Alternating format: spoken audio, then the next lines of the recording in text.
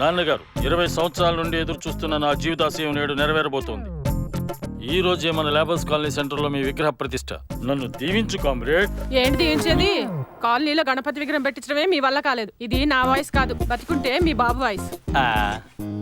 అయినా తండ్రి సంపాదనతో బతుకుతున్న కొడుకుల్ని చూసాను గానీ ఇలా కొడుకు డబ్బుల్ని దొబ్బేస్తున్న తండ్రిని మాత్రం మిమ్మల్ని చూస్తున్నాం.